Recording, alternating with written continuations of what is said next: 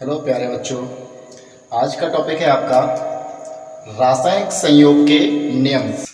देखिए, रासायनिक संयोग के जो नियम होते हैं आपके 5 नियम होते हैं।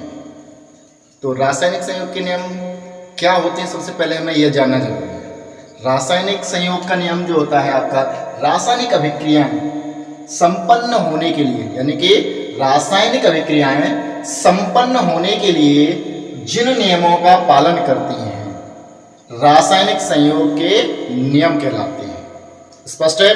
यानी कि जो रासायनिक अभिक्रियाएं होती हैं संपन्न होने के लिए जिन नियमों का पालन करती हैं, जिन नियमों का पालन करती हैं उन्हें हम क्या कहते हैं? रासायनिक संयोग के नियम कहते हैं। ठीक है, तो पहला नियम है आपका द्रव्यमान संरक्षण का नियम। द्रव्यमान संरक्षण का नियम, इसको 1774 में लेवोशिये ने दिया था। किसने दिया था? 1774 में लेवोशिये ने दिया था। और दूसरा नियम है आपका स्थिर अनुपात का नियम। स्थिर अनुपात का नियम जीएल प्राउस्ट ने इसको 1799 में दिया था, यानी कि 1799 में इसको प्रतिपादित किया था।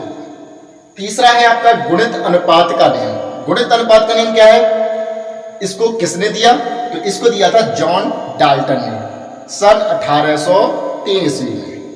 ठीक है, और चौथा नियम है आपका व्युत्पन्न यानी कि तुल्य अनुपात का नियम, जिसे रिचर्ड ने 1792 ईस्वी में दिया था। क्लियर है? अब पांचवा है आपका गैलुसेक का नियम। मोस्ट इंपॉर्टेंट नियम है आपका गैलुसेक का नियम, जो कि गैलुसेक ने 1808 ईस्वी में दिया था। अब ये आपके 5 नियम हो गए। अब इन 5 नियमों को हम एक एक करके डिटेल में जानते हैं कि नियम है क्या। ठीक है, तो पहला नियम आपका क्या है? द्रव्यमान संरक्षण का नियम। द्रव्यमान संरक्षण का नियम आपने शायद ये 9th क्लास में पढ़ा होगा। द्रव्यमान संरक्षण का नियम यानी कि द्रव्यमान संरक्षण नियम होता क्या है, ये आपको सबसे पहले पता होना चाहिए। तो नाम से समझ में आता है कि द्रव्यमान संरक्षण यानी कि जिसमें द्रव्यमान का संरक्षण होता हो।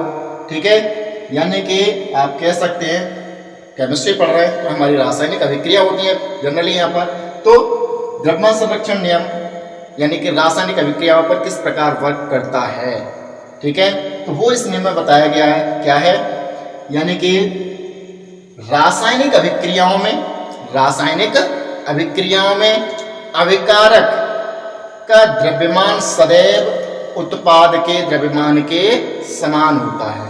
यानी कि आप कह सकते हैं किसी भी रासायनिक अभिक्रिया में भाग लेने वाले पदार्थों का द्रव्यमान हमेशा उत्पाद के द्रव्यमान के बराबर होता है। क्यों होता है ऐसा? क्योंकि law of conservation of mass आपने पढ़ा होगा, यानी द्रव्यमान संरक्षण का नियम जो कहता है यानी कि द्रव्यमान को ना तो उत्पन्न किया जा सकता है और ना ही नष्ट किया जा सकता है। यानी कि द्रव्यमान जो है वो अविनाशी होता है। क्या होता है? अविनाशी होता है। तो द्रव्यमान संरक्षण नियम को आप ये भी कह सकते हैं अविनाशिता का नियम। क्या बोल सकते हैं? अविनाशिता का नियम। तो इस नियम को हम एग्जाम्पल के द्वारा जानते हैं। क्या है ये नियम? जैसे कि फॉर एग्जाम्पल हमारे पास कोई एक रिएक्शन है, जैसे कि सपोज दैट Na+Cl। ठीक है, जब सोडियम की क्रिया क्लोरीन कराएंगे तो बनता है हमारा NaCl। ठीक है, पहला एग्जांपल। दूसरा एग्जांपल और ले लेते हैं नीचे, H2+O2 हाइड्रोजन की ऑक्सीजन के साथ क्रिया कराते हैं तो हमें प्राप्त होता है H2, यानी कि जल प्राप्त होता है। ठीक है, तो इसको बैलेंस कर लेते हैं। पहले ऑक्सीजन के यहाँ 2 है तो इसमें 2 का मल्टीप्लाई कर दें तो ऑक्सीजन के भी 2 हो जाएंगे, बट यहाँ पर हाइड्रोजन के कितने हो गए? 4। तो यहाँ भी हाइड्रोजन में हम 2 का मल्टीप्लाई करते हैं। तो देखते हैं कि कैसे नियम। तो आप जानते हैं अभिकारक क्या होता है? ये वाला पार्ट क्या कहलाता है आपका? अभिकारक कहलाता है। अभिकारक। और ये उत्पाद कहलाता है। यानी कि तीर के पीछे वाला भाग जो होता है हमारा अभिकारक होता है और तीर के सामने वाला पदार्थ अभिकारक यानी उत्पाद होता है। ठीक है। तो जो रासायनिक अभिक्रिया में भाग लेने वाले पदार्थ होते हैं उन्हें हम कहते हैं अभिकारक। जो रासायनिक अभिक्रिया में भाग लेने वाले पदार्थ होते हैं क्या कहलाते हैं? अभिकारक। और जो हमें प्राप्त होता है उसे क्या कहते हैं? उत्पाद कहते हैं। ठीक है, तो क्लियर हो गया उत्पाद और अभिकारक क्या क्या है। ठीक है, अब ये देखते हैं इसमें कि द्रव्यमान संरक्षण नियम का ये पालन कर रहा है या नहीं।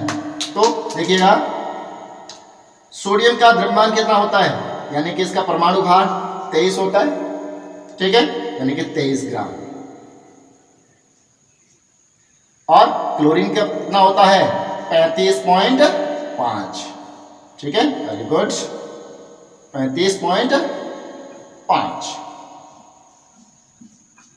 नेक्स्ट, यानी कि NaCl, इसका कुल द्रव्यमान कितना होगा, यानी कि यहां तो यौगिक हो गया तो इसको बोलते हैं अणुभार। ठीक है, तो इसका अणुभार टोटल कितना हो जाएगा? 58.5 ग्राम। ठीक है, तो हम देखेंगे यहां पर 23 और 35.5 को जब हम ऐड करेंगे तो हमें कितना प्राप्त होगा? 58.5। और उत्पाद का हमारा द्रव्यमान कितना है? 58.5। यानी कि रासायनिक अभिक्रिया से पूर्व जो द्रव्यमान था हमारा, रासायनिक अभिक्रिया के बाद भी उतना ही है। ठीक है, दूसरा एग्जांपल ऐसे इसमें देखते हैं। हाइड्रोजन का द्रव्यमान कितना है? यहाँ पर आप जानते हैं इसका परमाणु भार 1 होता है। क्लियर है? ठीक है, और हाइड्रोजन के कितने परमाणु हैं? 4 हैं, तो कितना हो जाएगा टोटल? 4 ग्राम हो जाएगा। ठीक है, ऐसे ऑक्सीजन का परमाणु भार कितना होता है? 16, तो 16 गुणा 2 कितना हो जाएगा? 32, तो हम डायरेक्ट 32 लिख सकते हैं, 32 ग्राम। ठीक है, अब इसका टोटल कितना होगा, यानी कि H2O का यहाँ पर कितना होगा? तो ये होगा 36 ग्राम। ठीक है, इन दोनों को ऐड करिए, कितना हो गया? 36 ग्राम। और ये कितना है? तो ये क्या है? एक दूसरे के इक्वल है। तो हमने आपको यही बताया था कि किसी भी रासायनिक अभिक्रिया में भाग लेने वाले पदार्थों का द्रव्यमान सदैव उत्पन्न पदार्थ के द्रव्यमान के बराबर होता है। यानी कि किसी भी रासायनिक अभिक्रिया में अभिकारक का द्रव्यमान सदैव उत्पाद के द्रव्यमान के बराबर होता है। क्यों होता है? क्योंकि यह द्रव्यमान संरक्षण नियम का पालन करते हैं। ठीक है, इसके बाद दूसरा है आपका नियम। दूसरा नियम है आपका स्थिर अनुपात का नियम।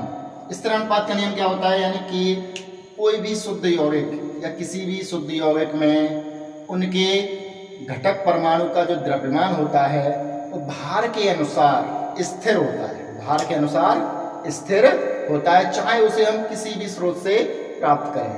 तो इसकी परिभाषा क्या है?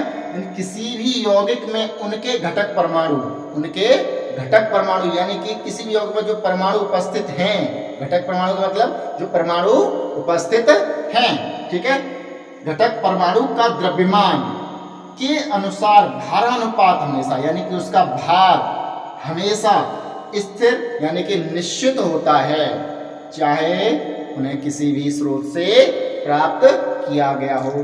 स्रोत से मतलब है यानी कि आप उसको किसी भी तरीके से, चाहे रासायनिक विधि से, भौतिक विधि से, किसी भी विधि से आप उसको प्राप्त करें। ठीक है, तो उसका जो भार अनुपात होगा, यानी कि उस घटक यानी किसी उस यौगिक में जो परमाणु हैं उनका जो अनुपात है वो हमेशा स्थिर होगा। जैसे कि मान लीजिए एग्जाम्पल के तौर पर हम, यानी कि H2O में हाइड्रोजन व ऑक्सीजन के द्रव्यमान का अनुपात क्या होगा? तो हाइड्रोजन में कौन कौन से परमाणु हैं, यानी कि जल में कौन कौन से परमाणु हैं? हाइड्रोजन और ऑक्सीजन, यानी कि हाइड्रोजन अनुपात ऑक्सीजन।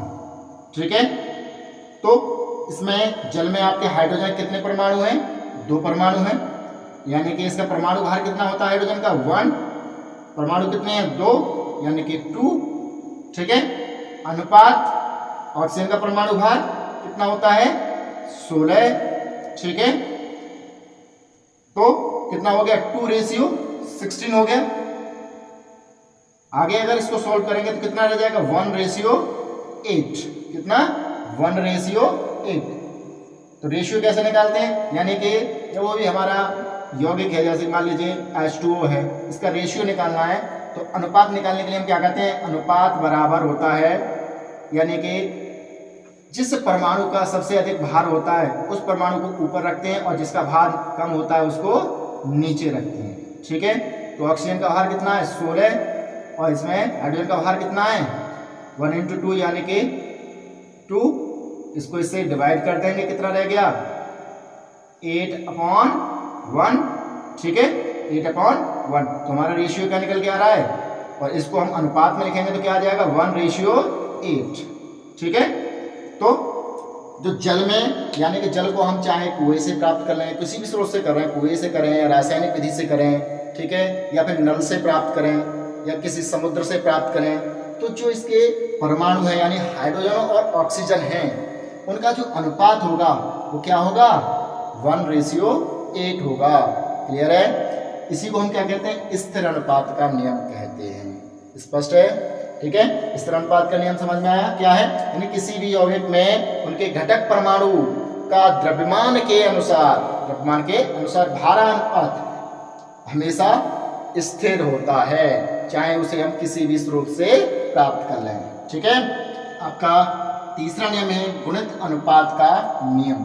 तो गुणित अनुपात का नियम होता क्या है, तो गुणित अनुपात का नियम होता है यानी कि जब दो तत्व परस्पर संयोग करके, जब दो तत्व परस्पर संयोग करके दो या दो से अधिक यौगिक बनाते हैं, यानी कि जब दो तत्व आपस में संयोग करते हैं तो दो या दो से अधिक यौगिक बनाते हैं, तो उनमें एक तत्व का निश्चित द्रव्यमान दूसरे तत्व के भिन्न भिन्न द्रव्यमान से संयोग करता है। यानी कि जब दो तत्व आपस में संयोग करते हैं तो दो या दो से अधिक यौगिक बनाते हैं, तो उनमें से कोई एक तत्व ऐसा होगा उसका निश्चित द्रव्यमान दूसरे तत्व के भिन्न भिन्न द्रव्यमानों से, ठीक है, क्रिया करके या संयोग करता है, ठीक है।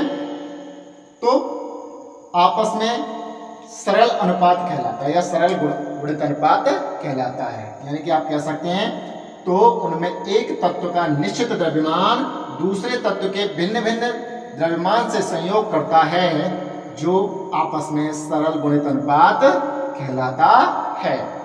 यानी कि आसान वे में आप समझ सकते हैं, यानी कि जब कोई दो तत्व हमारे पास हैं और उन दोनों तत्वों को आपस में अभिक्रिया कराएं या फिर दो तत्व आपस में संयोग करें, ठीक है, कोई भी दो तत्व मान लीजिए दोनों तत्व, इन दोनों तत्वों को हम आपस में अभिक्रिया कराएं तो ये दो या दो से अधिक, या तो दो बनाए या फिर दो से अधिक बनाए, कोई यौगिक बना सकती हैं, ठीक है।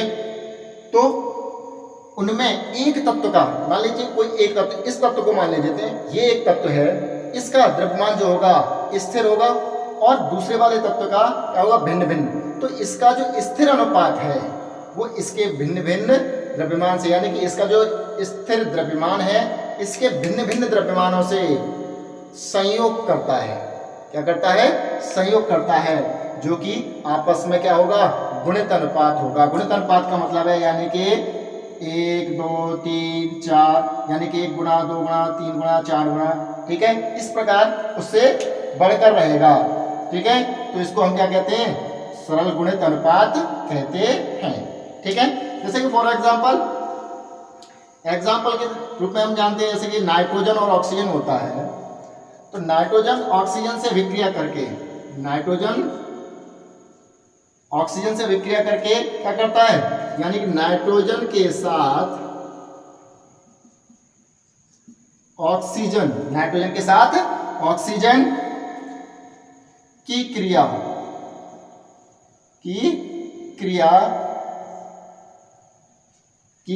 से 5 ऑक्साइड प्राप्त होते हैं, ठीक है। और 5 ऑक्साइड कौन कौन से हैं, तो इसको हम एक टेबल के रूप में जान लेते हैं, क्योंकि टेबल होगा तो ज़्यादा आसानी से समझ में आ जाएगा। ठीक है, तो इसमें हम ले लेते हैं कंपाउंड्स, यानी कि यौगिक, कंपाउंड्स। ठीक है, यौगिक, क्लियर है।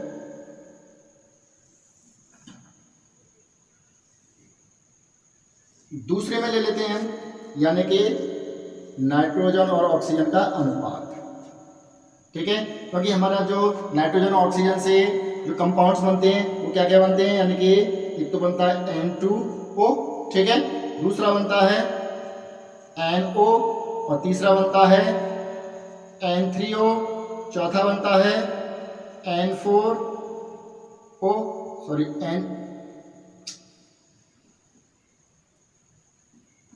N2O4 बनता है, N2O4 और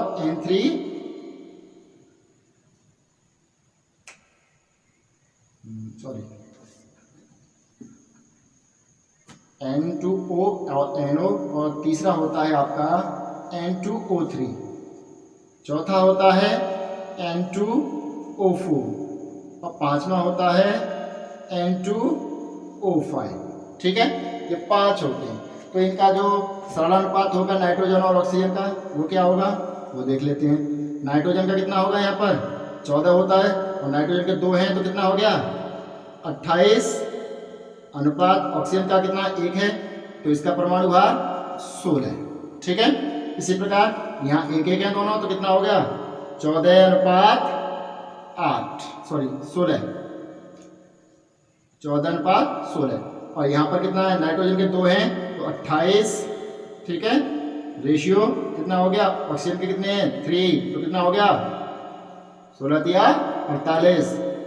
और यहाँ चौथे में 28, रेशियो ऑक्सीजन के 4 हैं तो 16 चौका 64। ठीक है, और यहाँ पर 28 है। ठीक, और ऑक्सीजन कितने हैं 5, यानी कि 16 5 जा 80। ठीक, तो नाइट्रोजन और ऑक्सीजन का रेशियो जो होगा वो ये आ गया आपका। ठीक, अब अगले वाले कॉलम में बनाते हैं हम सरल अनुपात। क्या बनाते हैं, सरल अनुपात। तो इसका सरल अनुपात क्या होगा, देखते हैं सरल अनुपात क्या होगा। सरल अनुपात से मतलब है यहाँ पर देखिए, हम कोई भी एक नाइट्रोजन या ऑक्सीजन, ठीक है, किसी को हम क्या करते हैं एक सरल अनुपात में ले लेते हैं। ठीक, कैसे, मान लीजिए यहाँ पर नाइट्रोजन को स्थिर कर लेते हैं या फिर ऑक्सीजन को स्थिर कर लेते हैं। ठीक है, तो हम नाइट्रोजन को स्थिर करते हैं, तो नाइट्रोजन को जब स्थिर करेंगे तो देखेंगे यहाँ पर क्या होगा। तो नाइट्रोजन को स्थिर करने के लिए हम क्या करें, या तो हम इसमें 2 से डिवाइड कर दें या मल्टीप्लाई कर दें।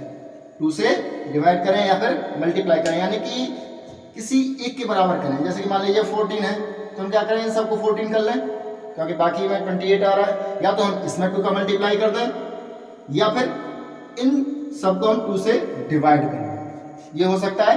क्लियर है, तो मान लीजिए हम इसको डिवाइड कर देते हैं, तो इसको डिवाइड करेंगे तो क्या होगा 2 से, तो 14 रह जाएगा ये। ठीक है, रेशियो इसको डिवाइड करेंगे नहीं, हमें चलिए इसको भी डिवाइड करते हैं। इसको डिवाइड करेंगे तो क्या आएगा, 16 को 2 से डिवाइड किया तो 8। ठीक है, ये ऐसे कैसे रहेगा, क्योंकि 14 है तो 14 ही रखेंगे, इसको डिवाइड नहीं करेंगे। 16, ठीक है, इसको भी डिवाइड करेंगे तो क्या आएगा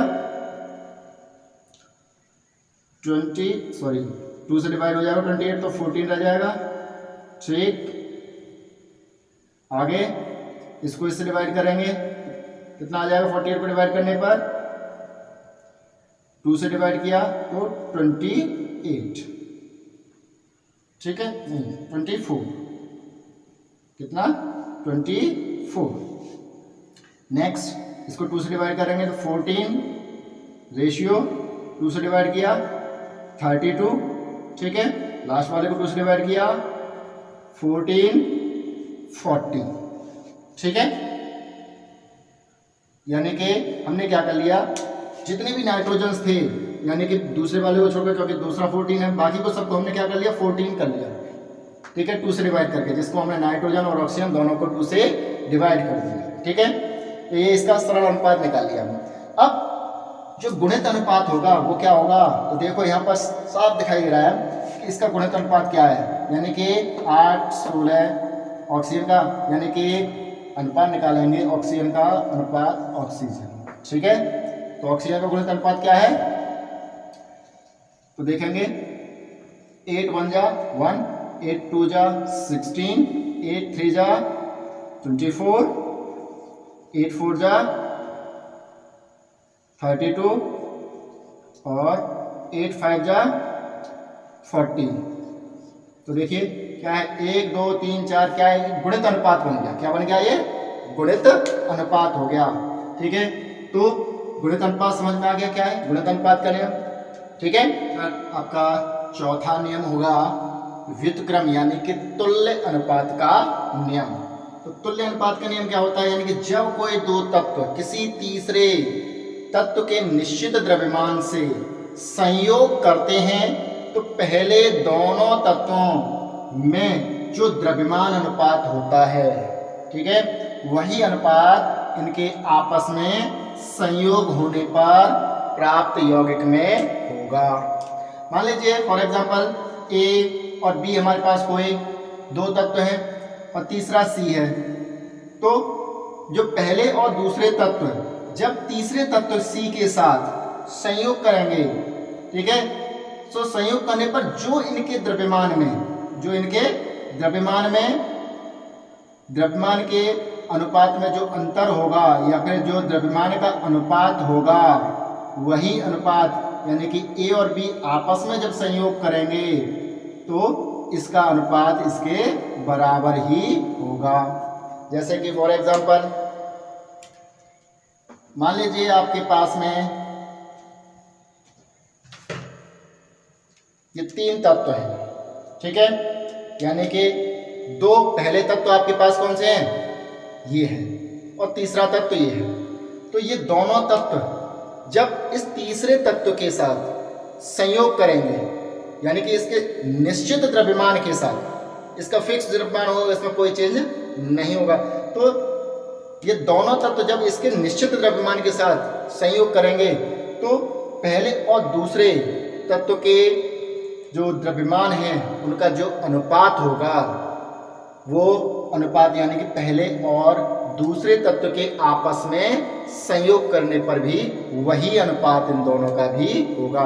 यानी कि ये दोनों जब इससे संयोग करेंगे तब इनका जो अनुपात होगा आपस में, इनका जो अनुपात होगा यानी द्रव्यमान का जो अनुपात होगा, और जब ये दोनों आपस में करेंगे उस समय जो इनके द्रव्यमान का अनुपात होगा वो दोनों क्या होंगे, समान होंगे।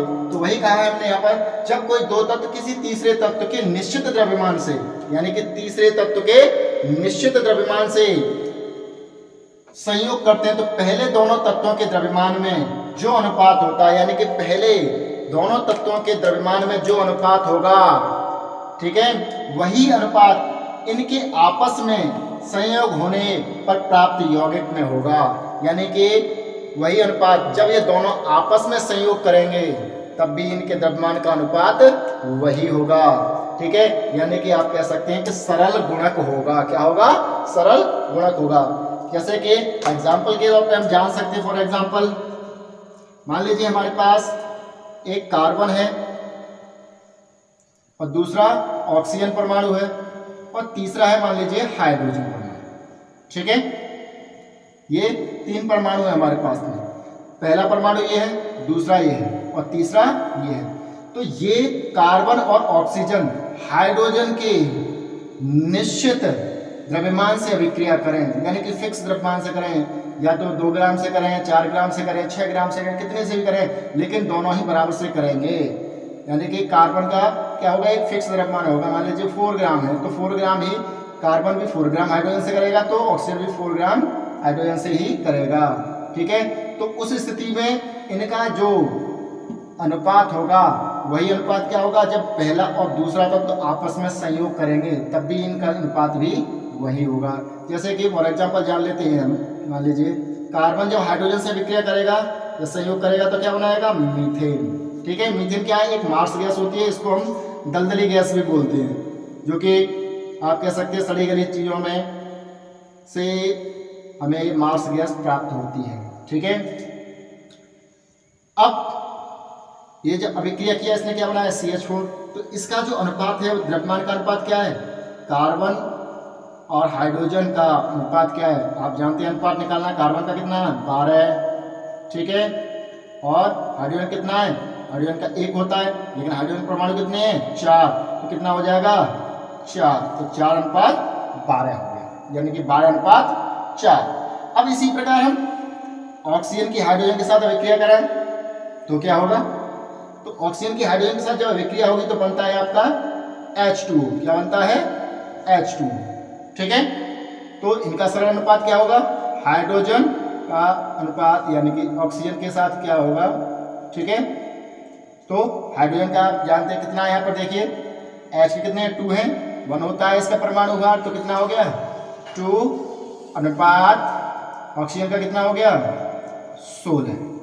ठीक है, तो यहाँ पर देखिए जब कार्बन ने इसके साथ अभिक्रिया की थी यानी कि इसका संयोग किया तो हाइड्रोजन का 4 ग्राम था, यानी कि कार्बन के 12 ग्राम ने हाइड्रोजन के 4 ग्राम के साथ संयोग किया।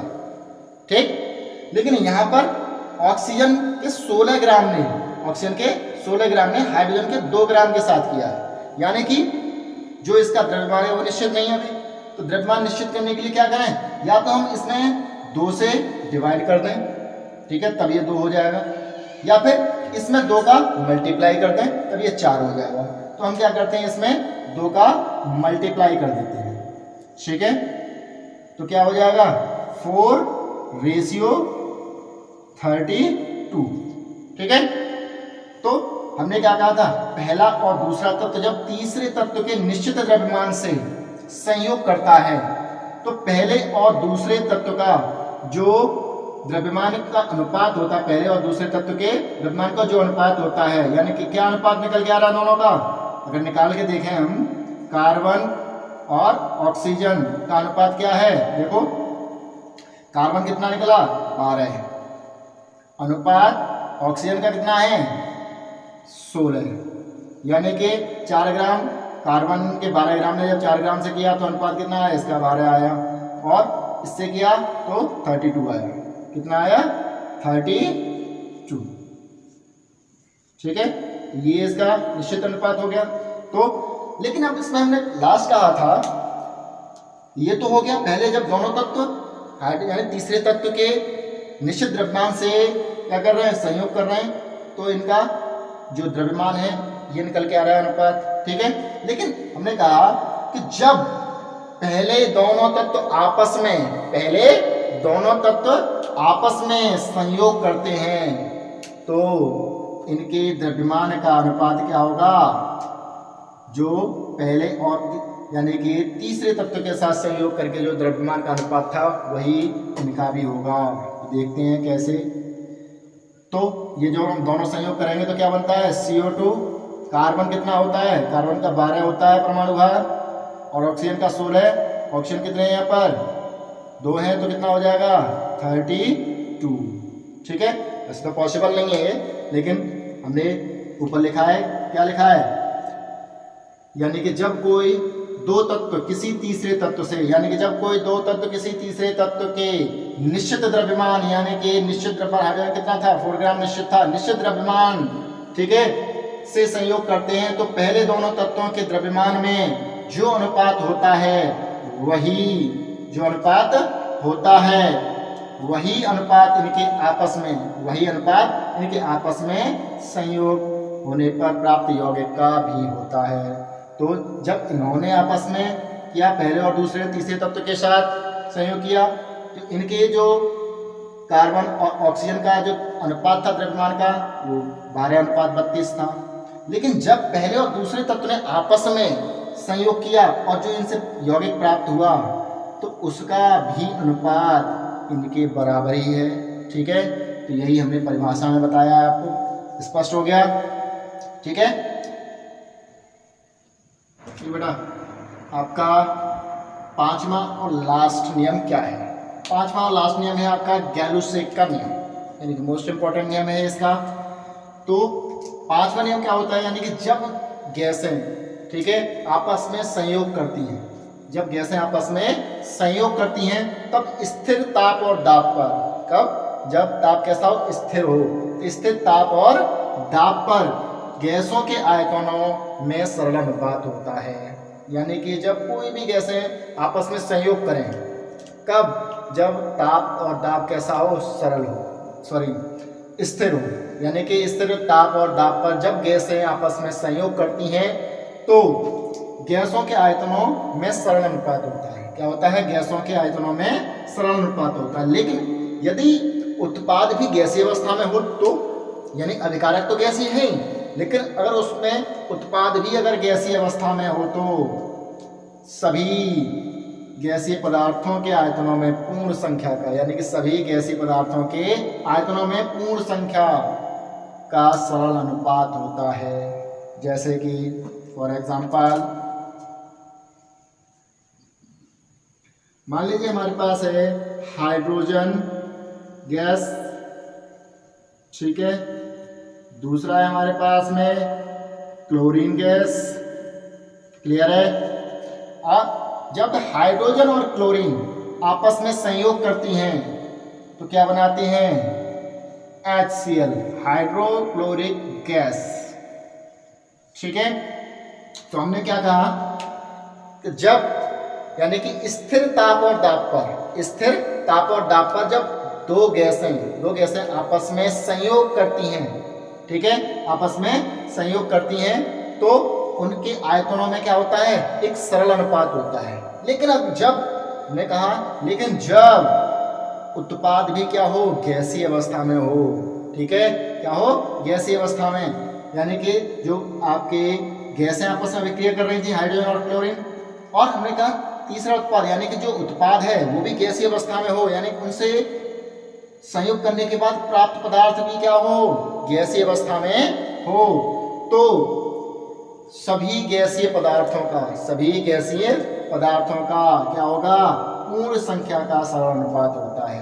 क्या होता है, पूर्ण संख्या का सरल अनुपात होता है, ठीक है। तो देखते हैं कैसे।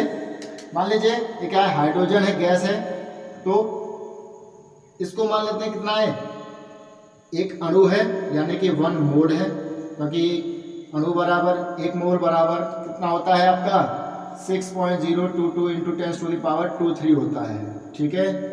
तो ये बाद में बताएंगे आपको मोल कॉन्सेप्ट जब पढ़ाएंगे, ठीक है, क्योंकि तो गैस का 1 मोल है, ठीक है, और दूसरा क्या है, क्लोरीन गैस है, तो इसका भी क्या है, ये 1 मोल, क्या है, 1 मोल, ठीक।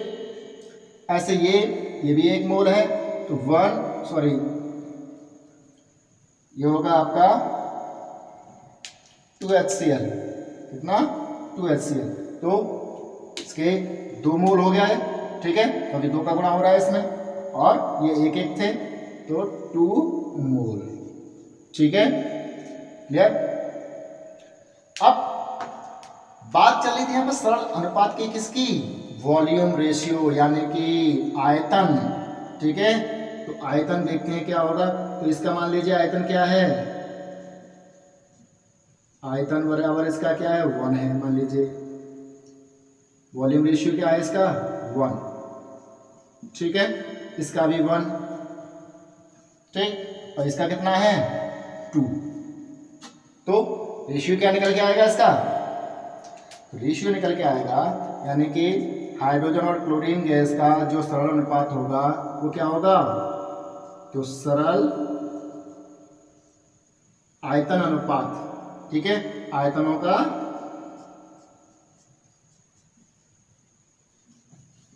तो लिखेंगे यहां पर नीचे आप, आयतनों का सरल अनुपात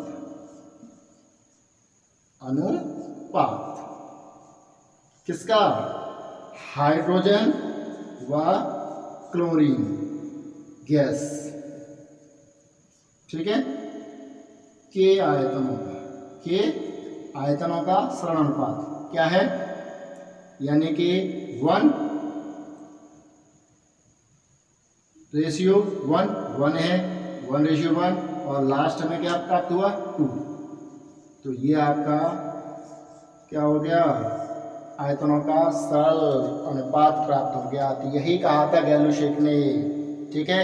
जब सामान्य ताप दाब पर दो गैसें आपस में संयोग करती हैं तो जो यानी कि गैसों के आयतनों में सरल अनुपात होता है, ठीक है, वही अनुपात यानी कि उत्पाद जब गैसीय अवस्था में हो, यानी कि उत्पाद भी क्या हो, गैसीय हो, ठीक है, तो सभी गैसीय पदार्थों के आयतनों में पूर्ण संख्या का क्या होता है, सरल अनुपात होता है। तो ये भी क्या है, पूर्ण संख्या का क्या है, इसमें सरल अनुपात है, ठीक है, 1:1:2। इसके साथ ही आपका रासायनिक संयोग के नियम समाप्त हो गए, ठीक है। तो ये पांचों के पांचों नियम आपके इंपॉर्टेंट हैं और उनमें सबसे ज्यादा जो इंपॉर्टेंट है वो है आपका गैलुशेक का नियम, ठीक है। तो मिलते हैं अगली वीडियो में।